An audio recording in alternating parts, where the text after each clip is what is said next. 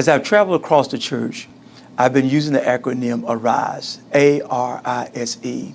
And people have been wanting to know, what does ARISE stand for? Well, let me tell you how we came up with ARISE. ARISE comes from Nehemiah chapter 2, verses 16 and 17.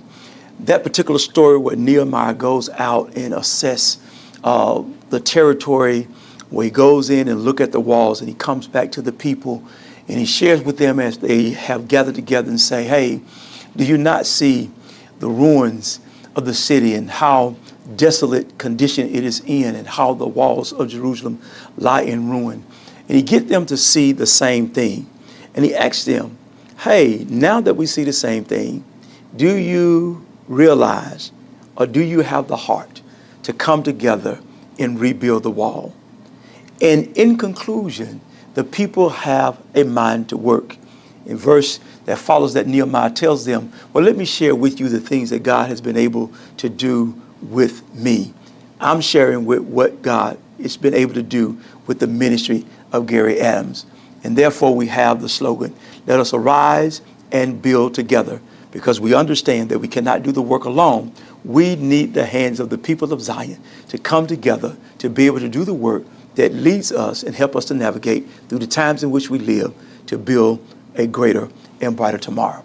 So now we talk about the A of Arise, which is advancing the kingdom of God. When we talk about advancing the kingdom of God, we really talk about the concept of not thinking about the local church, thinking about the district, thinking about the conference, and perhaps even the Episcopal area or the denomination, but to think about the thing that really matters to God, or the things that really matters to God.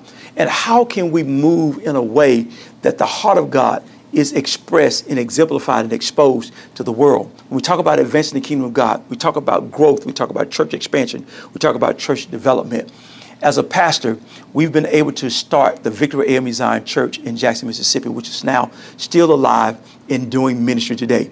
Alongside that, we've worked along with 5 other pastors in the area that have allowed them the opportunity to do church plants, and those churches are moving along and thriving as well. Advancing the kingdom of God is more than just about us working in a particular place and thinking about our local place, but thinking about how does God want things done?